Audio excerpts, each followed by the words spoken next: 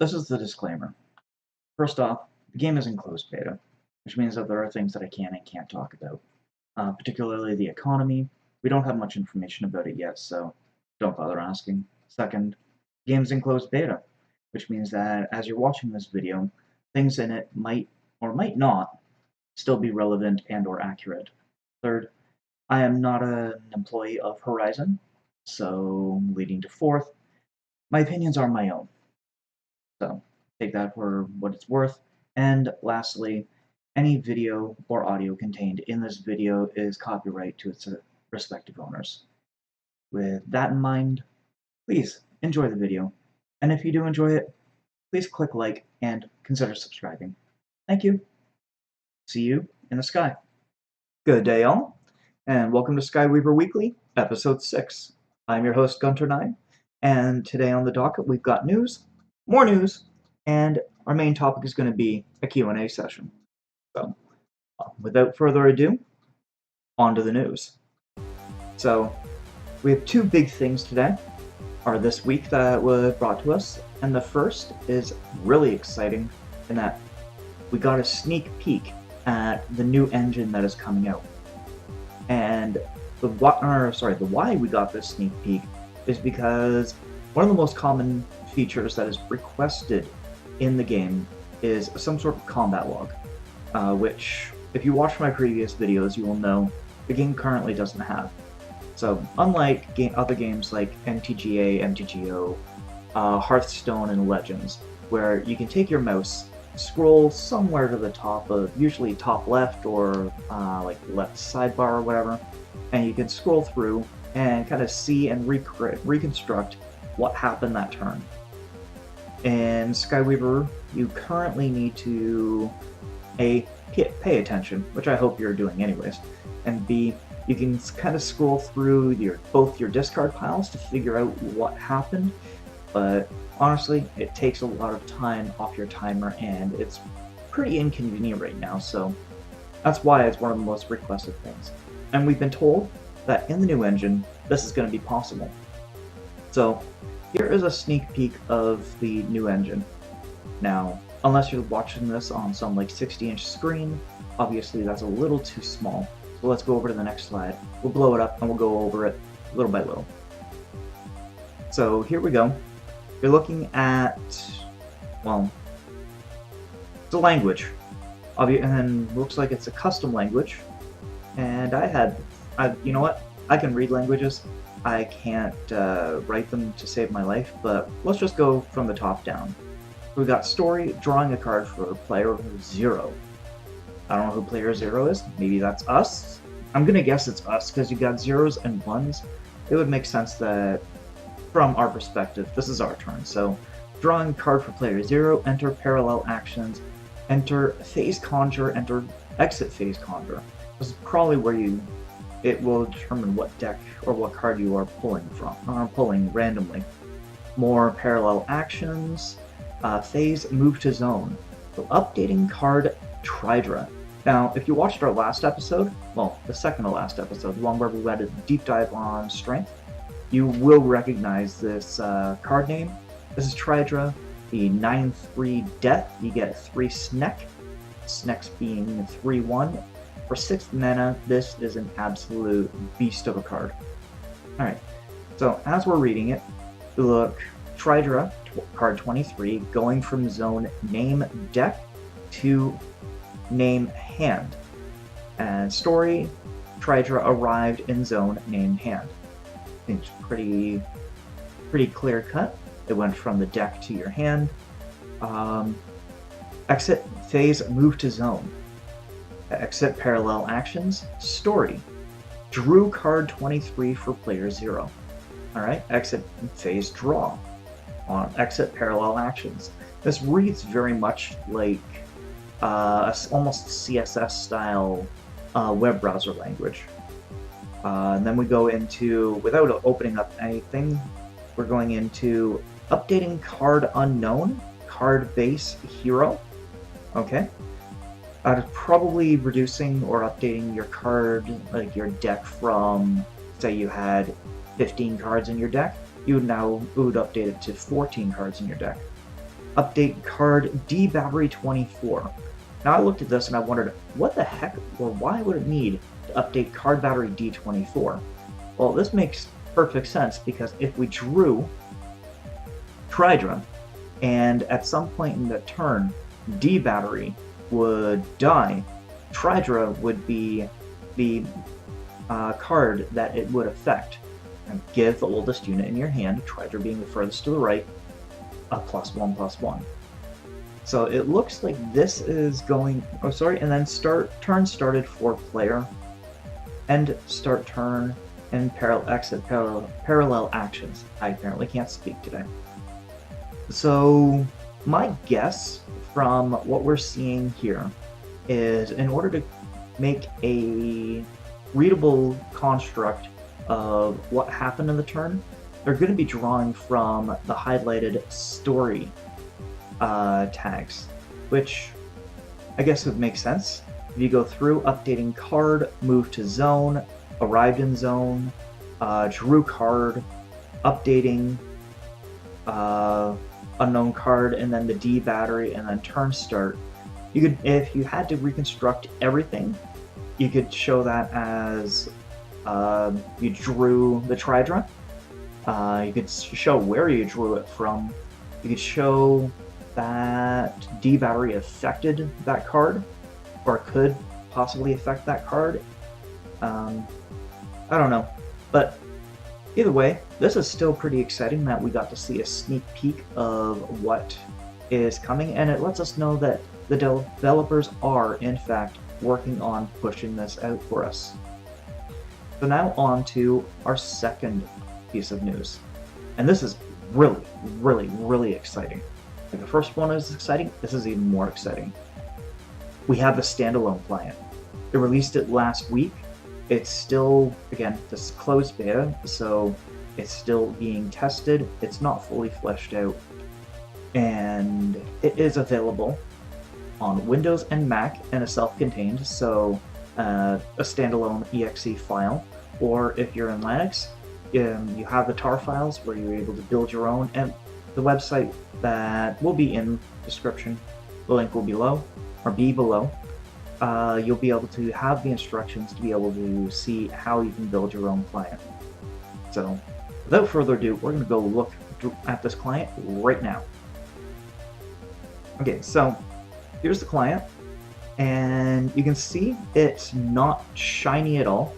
It is very stripped down, very basic, which, again, being in closed beta, that's almost absolutely perfect because we should be focusing on figuring out all the bugs, and just trying to find suggestions that we can make to help polish this game into the beautiful gem that we all want it to be.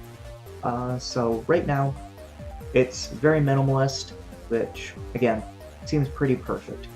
So if we take a look, this is the main starting page. I'm going to go up to the top left, as you saw me going through the menus earlier.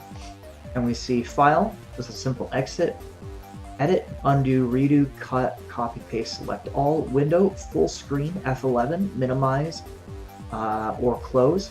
Now, a quick thing, that F11 leads me to believe that this is more or less a very stripped down web browser that they created specifically to call to their server, or the server where the game is drawing its information from. And instead of having to deal with any potential add-ons or bloating or memory leaks that may be seen in browsers like Chrome and Firefox, we can work with a direct kind of mini web browser, and thus focus more on game bugs rather than bugs that are being caused or generated by the browsers. And then if we look over, we have Inspector, and it says Toggle Dev Tools. I'm going to open this up just briefly. And the first screen that you see is, we're immediately popped over to Network. You can see, take a look at Assets, this thing called Waterfall, which will show you the course of actions as cards and stuff happen, and it just kind of fills up over there. You see how long it took for you to connect. And over here, Down here, you can see request, bytes transferred, and resources. So you can actually track how much data you used by playing the game if you really wanted to. As well, we also have stuff like console elements. You can take a look into the game, and it is quite interesting. Performance, you have the ability to record. So hit the record button, so you can actually use this to record your matches in pure code. So if you do find a bug and you have the ability to try and recreate it, you could do so, grab the code, copy and paste it into a text file, and you can give it over to the devs directly. They can take a look, see what happened, instead of them trying to find it themselves. You can make their jobs a lot easier. Okay, so that's the menu there. Here's the main. We got play, and just jump in. Right to our familiar screen, select a deck, my decks, random decks. In the random queue, you and your opponent play with decks made from randomly selected cards from your chosen prisms. My decks. And it still comes up saying random queue. Okay. Learn to play. Oh, and see, we got actually our own little pop-up. And look at this. This looks like this is either today's date, automated, or this has been updated. You got a quick, nice little how to play guide attached right in. Nice own little pop-up. Let's go over to cards. Seems to be pretty clear and concise. Ranks. Where are we? We're probably way down at the bottom. Whoop. Where are we? I wonder. Nope, Control F does not work. So, one slight thing about it. You know what? I don't need to see where I am. And we go to here, and our profile level 200. You can also see your key for being able to get into your Etherscan wallet. Your edit profile, I'm not going to go into that, but yeah, so it is a very nice, very clean, crisp, not flashy, stripped down version of a web browser, or at least that's what it appears to me or feels like, and yeah, it is perfectly serviceable. So now, news done, let's go on to the Q&A. So, right, so actually you can see in the background I pre-recorded a match using the new client, so you can pay attention to that while I talk. And what I wanted to discuss today the questions are the top three questions that are asked most on the Discord. And the first question is, how do I get a beta key? Well, there are two ways. One, you can go to beta.skyweaver.net. The link will be down below. And you can sign up with your email. Beta keys are given out every week. Or, if you want to try and fast track it, you can jump onto the Discord, which is where the question came from in the first place. You want to find one of two people. Either find Marcelo or Werfs. That's WERFS. And Marcelo is our great community manager. He does an absolutely fantastic job. And then Werfs is the lead mod of the Discord. Again, amazing person. And you can contact them, and they have access to giving out the beta keys. Now, this comes not generally for free. You either have to be really active in the Discord, or if you want, rumor is that you can bribe them by giving them stick figure art. So if you want, you can open up Paint, make a pretty little image, give it to them. I'm sure they'll be more than happy to give you a key. Second question, is there going to be a wipe? And the answer is yes, there is going to be a wipe. When we move from closed beta to open beta, all accounts and progression are going to be wiped. Everybody's going to be brought back to zero. And now you're going to be thinking, hey, I was part of the closed beta. I put all this effort in. Why should my account be wiped? Well, do you remember coming back to a few episodes ago when I was talking about feels bad moments and how SkyWeaver doesn't have many of them compared to other games that I personally have played? And again, one of the main points was when you jump into a game 3 months down the line, 6 months down the line, a year down the line, and you're coming up against players that have huge, massive collections, top tier decks, and everything. It's not a fun thing to come across. So we've been beta testing for quite some time now, and by the time it gets to open, almost all the beta testers are going to be at a major advantage. First off, information.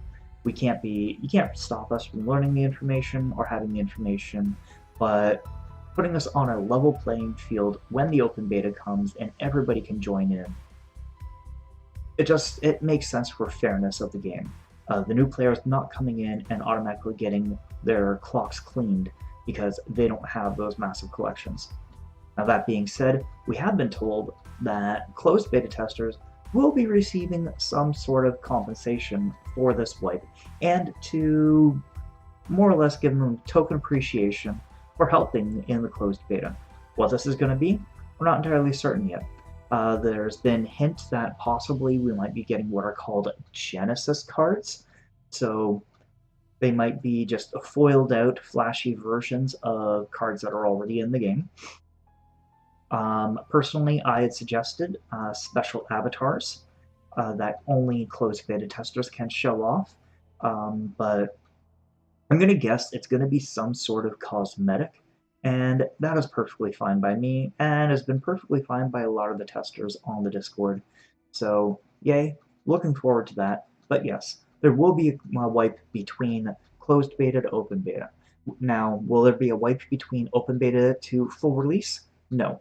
Anything progression that is made during the open beta is exactly that. Progression, it will not be stifled or staggered or wiped at all, at least as far as we know right now. And here's hoping. Horizon has been true to their word. They'll keep it. Let's move on. The third question. What is meta? In the title of this episode. What is meta, or what are the best decks in the game? So this is a somewhat complicated question to answer. First, the game is changing every week. We have new patches coming through. John is making changes to different cards each week, trying to kind of find a balance between them. Not to mention, cards are being removed from the pool every week, and cards that have been removed from the pool previously are being reintroduced to the pool.